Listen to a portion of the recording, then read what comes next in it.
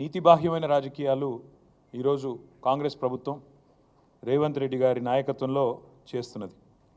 రుణమాఫీ బూటకం, పచ్చి మోసం, దగా అని తెలిసిపోయింది. రుణమాఫీ కాదు, జరిగింది మాఫీ కాదు, పెట్టింది రైతుకు టోపీ అనేది చాలా స్పష్టంగా అందరికీ కూడా అర్థమైంది.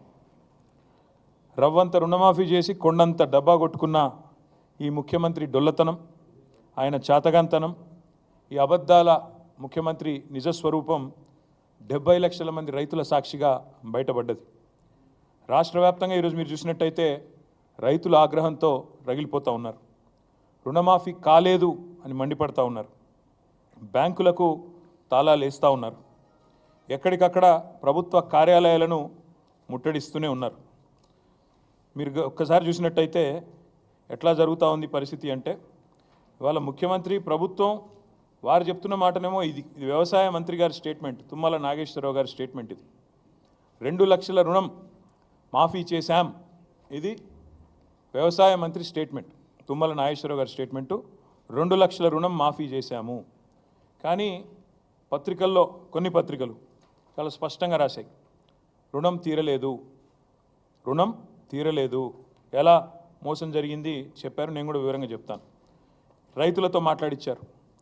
తర్వాత రైతులు రాష్ట్ర వ్యాప్తంగా రోడెక్కుతున్నారు. మాకెందుకు రుణమాఫీ జరగలేదు అని చెప్పి రైతులు రాష్ట్ర వ్యాప్తంగా రోడెక్కుతూ ఉన్నారు. ఎక్కడికక్కడ ఇవాళ రణరంగంగా రుణభంగం జరిగింది కాబట్టి రణరంగంగా రాష్ట్రంలోని ప్రతి గ్రామం కూడా మారిన పరిస్థితి. ఇవి మాఫీ మంటలు అనే పేరిట మాఫీ అని చెప్పి మోసం చేస్తున్న వైనం ఏదైతుందో దాని మీద ఒకవైపు, మరొక వైపు ఎక్కడికక్కడ నిరాహార దీక్షలు, ధర్నాలు, నిరసన. ఇది ఎవ్వరు ఏ పార్టీ ప్రేరేపించింది కాదు. రైతులు స్వచ్ఛందంగా తమ కడుపు మంటతో ప్రభుత్వ కార్యాలయాల్లోకి, అదేవిధంగా బ్యాంకుల దగ్గర చేరి ఇవాళ ఎక్కడికక్కడ ప్రభుత్వ కార్యాలయాలను కూడా ముట్టడిస్తూ ఉన్నారు. చూడండి, ఇది ఆగని అన్నదాతల నిరసనలు, ఒక ఫుల్ పేజ్ మొత్తంగా ఎక్కడికక్కడ రాష్ట్ర వ్యాప్తంగా రగులుతున్న పరిస్థితి ఇట్లా కనబడుతూ ఉంది. వాస్తవాలు ఇట్లా ఉన్నాయి. 4-5 రోజులుగా ఏ పత్రిక చూసినా, మరి టీవీ చూసినా రుణమాఫీ మీద రగులుతున్న రైతు లోకం, రైతు ఆందోళనలతో అట్టుడుకుతున్న రాష్ట్రం, సీఎం దిష్టిబొమ్మల ఊరేగింపులు, నిరసనలు, ఇవన్నీ కూడా ఒకవైపు కనబడతా ఉన్నాయి. గుండెలు మండి అన్నదాతల ఆందోళన చేస్తుంటే వాళ్ళ పోలీస్ కేసులు పెట్టి, అక్రమ అరెస్టులు పెట్టి చేసి వారిని అణిచివేసే ప్రయత్నం చేస్తూ ఉన్నారు. మీరు ఇది చూడాలా దయచేసి అందరూ కూడా. ఆదిలాబాద్ జిల్లాలో తలమడుగు మండలంలో 13 మంది రైతుల మీద, బజార్ హత్నూర్ మండలంలో 4 రైతుల మీద కేసులు పెట్టడమే కాదు, ఇదిగో ఇది ఎఫ్ఐఆర్ కాపీలు, these are the FIR copies.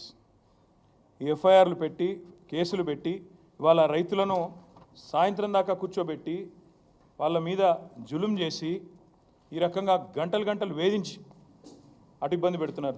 ఏం సెక్షన్లు పెడుతున్నారు ఈ రైతుల మీద? రుణమాఫీ జరగలేదు అని ఆందోళన చేస్తే 7 సంవత్సరాలు శిక్ష పడే విధంగా సెక్షన్ 126, 2 సంవత్సరాలు శిక్ష పడే విధంగా సెక్షన్ 189, 1 సంవత్సరం శిక్ష పడే విధంగా 223.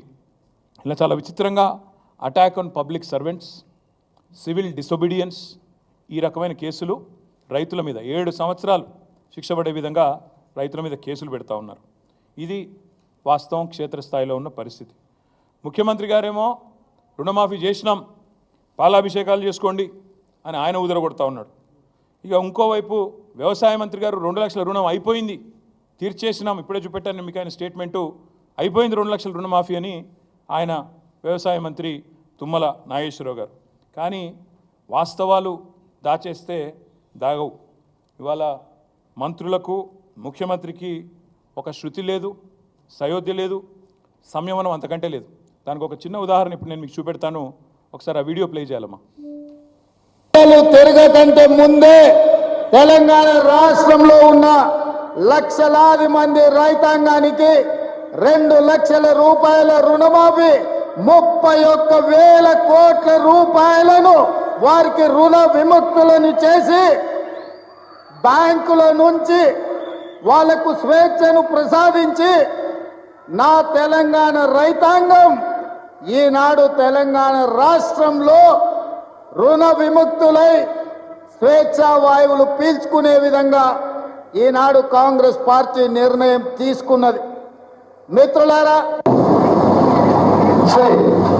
కొన్ని ఏదైతే సాంకేతిక కారణాల వల్ల రుణమాఫీ జరగలేదు, వాళ్ళకి 100% మేము రుణమాఫీ 2 లక్షల రూపాయల వరకు చేస్తామని చెప్పి మనం హామీ ఇస్తున్నాం. మీ అకౌంట్లలో మీ పేర్లలో వివిధ కారణాల చేత అర్హులైన రైతులకి తప్పకుండా మిగిలిన 12,000 కోట్లను కూడా మీ ఖాతాలకి రాబోయే రోజుల్లో ఈ ప్రభుత్వం చిత్తశుద్ధితో ఇవ్వటానికి ఉన్నది అని కూడా మరొక్కసారి మీకు గుర్తు చేస్తున్నాను. But his statistics is saying that so far only 7,500 crores only have been renewed and given to the farmers. So I request మీరు దాదాపుగా ముఖ్యమంత్రి గారు మాట్లాడిన మాట ఇప్పుడే నేను చూపెట్టాను వ్యవసాయ మంత్రి తీయండి.